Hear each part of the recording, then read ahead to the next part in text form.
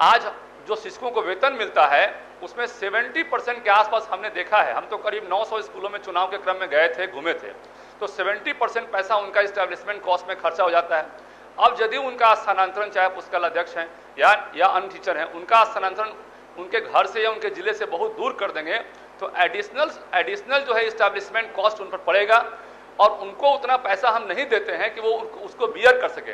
मानवता के आधार पर जितना हो सकेगा हम लोग एडजस्ट करेंगे। ऐसा कोई हम लोग हार्ड एंड फास्ट रूल नहीं बनाएंगे कि बिल्कुल किसी का अगर कैमूर जिला है तो वहाँ पर उससे उनको उठा करके हम लोग किसी दूर दराज के इलाके में दे देंगे। यहाँ तक कि हमने ये भी कहा है, मैं सदन को बताना चाहूँगा कि जिला के अंदर भी अगर कोई, जैसे कैमूर जिला ले लिया जाए, तो उसके पहाड़ी इलाके में भी जब किसी को आप पदस्थापित करते हैं तो उसका उम्र का भी ख्याल रखा जाए। हमारा कहना है कि उनका जो है स्थानांतरण जो है उनके ही जिला में, उनके प्रखंड में ही उनके स्कूल छोड़कर कहीं और कर दी जाए, यही मेरा कहना है। हम लोगों ने जिस तरह से सरकारी सेवक होने की सुविधा दी है उसी तरह से उनके स्थानांतरण के संबंध में भी हम लोग उसको जहां तक हो सकेगा उदार रखेंगे। बहुत सारे उनमें ऐसे शिक्षक है जिनका कि रिटायरमेंट का स्टेज आने वाला है। कोई किसी का सर्विस 5 साल बचा है, किसी का 6 महीना बचा है, किसी का 3 साल बचा है। तो मुझे लगता है कि मैक्सिमम ऐसे टीचर्स हैं, माननीय मंत्री जी के संज्ञान में देना चाहते हैं कि वो 5 से 7 साल ही उनकी सर्विस बची है। अब बाकी समय के लिए यदि उनको स्थानांतरित करते हैं तो ये तो उनके लिए एक एडिशनल कॉस्ट है। स्थानीय निकाय के सभी शिक्षकों व पुस्तकालय अध्यक्षों को ऐच्छिक पदस्थापन या स्थानांतरण की सुविधा प्रदान करें। महोदय, मैं कहना चाहता हूं कि नवंबर 2005 के बाद एनडीए की सरकार बनी और उस वक्त पूरे बिहार में ऐसी स्थिति थी, पूरे बिहार में करीब 30 से 40% स्कूलों में शिक्षकों की कमी हो गई थी। जो परमानेंट टीचर्स हमारे बीच में थे उनका रिटायरमेंट के बाद नई बहाली नहीं हुई थी, क्योंकि पुरानी सरकार, आरजेडी की सरकार जो थी, उन लोगों ने शिक्षकों की बहाली नहीं की, जिसके चलते शिक्षा की हालत यहाँ बहुत खराब हो गई। और आनंद फानन में एनडीए सरकार ने शिक्षकों की बहाली की और बहाली के बाद जो है एक रास्ता खोला कैसे स्कूल चलाया जाए। और उस वक्त ऐसी स्थिति बनी कि नियोजित शिक्षक उसके बाद हमारे बीच में आए और उन लोगों ने हमेशा मांग किया उसके बाद कि हमको परमानेंट किया जाए। चूंकि जल्दबाजी में ये बहाली की गई थी इसलिए वहाँ परमानेंट व्यवस्था नहीं की गई थी। हमारा ये कहना है कि लंबे समय से उन लोगों की मांग रही है, 15, 16, 17 वर्षों से उन लोगों की मांग रही है कि हमारा जो भी नियोजित कर्मी हमको जो मिला है उसको राजकर्मी का दर्जा दिया जाए। हम सरकार को धन्यवाद देना चाहेंगे इसके लिए कि सरकार ने उनको विशिष्ट नियमावली के तहत, स्पेशल प्रावधान के तहत एक सक्षमता परीक्षा लिया और उसके बाद जो है आगे की प्रक्रिया जो है चल रही है। मेरा कहना है कि लंबे समय तक 16-17 साल जो शिक्षक एक जगह पढ़ाते रहे हैं उसके बाद उनका बेटा बेटी भी सब बड़ा हो गया और वो भी कहीं ना कहीं अपना पद पे चला गया या कहीं पढ़ रहा है या अपने आप को भी स्टैब्लिश कर लिया। तो एक तरफ बिहार सरकार ने अच्छा काम किया, एनडीए सरकार ने, अब उनके बारे में भी हमको सोचना होगा कि जब इस्टेब्लिशमेंट कॉस्ट में उनका 60 से 70% पैसा खर्चा होता है, आज जो शिक्षकों को वेतन मिलता है उसमें 70% के आसपास हमने देखा है। हम तो करीब 900 स्कूलों में चुनाव के क्रम में गए थे, घूमे थे, तो 70% पैसा उनका इस्टेब्लिशमेंट कॉस्ट में खर्चा हो जाता है। अब यदि उनका स्थानांतरण, चाहे पुस्तकालय अध्यक्ष हैं या अन्य टीचर हैं, उनका स्थानांतरण उनके घर से या उनके जिले से बहुत दूर कर देंगे तो एडिशनल जो है इस्टेब्लिशमेंट कॉस्ट उन पर पड़ेगा और उनको उतना पैसा हम नहीं देते हैं कि वो उसको बियर कर सके, जैसे हम परमानेंट टीचर्स को देते थे। हमारा कहना है कि उनका जो है स्थानांतरण जो है उनके ही जिला में, उनके प्रखंड में ही उनके स्कूल छोड़कर कहीं और कर दी जाए, यही मेरा कहना है।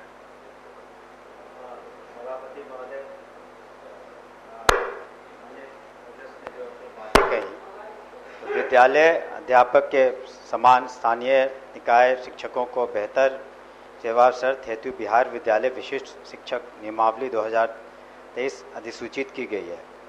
तो इसके बारे में हमें ये कहना है महोदय कि हम लोगों ने एक कमेटी बनाई है, उसमें सीनियर ऑफिसर्स हैं और जो हम लोग इस नीति को बना रहे हैं उसमें थोड़ा वक्त लगेगा, लेकिन ऐसी बात नहीं है कि हम सारे आयामों को नहीं लेंगे।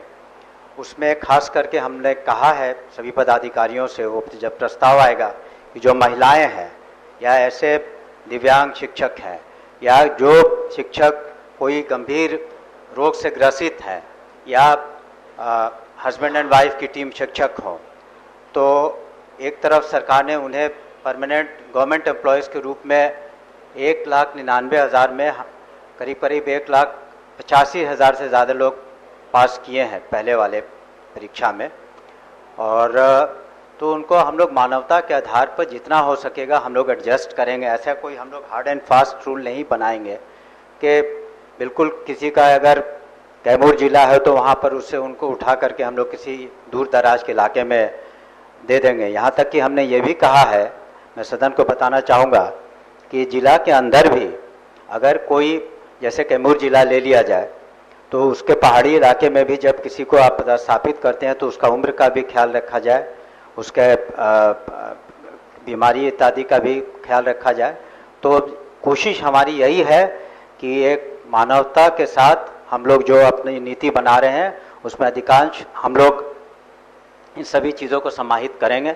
लेकिन कोई भी नीति बनती है तो उसमें ये एक चीज़ गौर करने की ज़रूरत होगी कि अधिकांश लोग उससे लाभान्वित हों, अधिक से अधिक लोग उससे लाभान्वित हों। कुछ लोग फिर भी उससे असंतुष्ट रहेंगे, लेकिन सरकार की और शिक्षा विभाग की, माननीय मुख्यमंत्री जी की बिल्कुल स्पष्ट हमारी नियत है कि अधिक से अधिक हम लोगों ने जिस तरह से सरकारी सेवक होने की सुविधा दी है उसी तरह से उनके स्थानांतरण के संबंध में भी हम लोग उसको जहाँ तक हो सकेगा उदार करें रखेंगे। आपसे हमें अनुरोध है कि इसे वापस लेने की कृपा करें।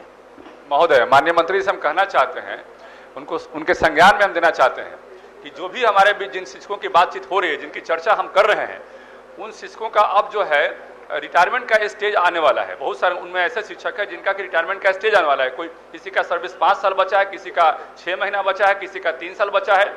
तो मुझे लगता है कि मैक्सिमम ऐसे टीचर्स हैं, माननीय मंत्री जी के संज्ञान में देना चाहते हैं कि वो 5 से 7 साल ही उनकी सर्विस बची है।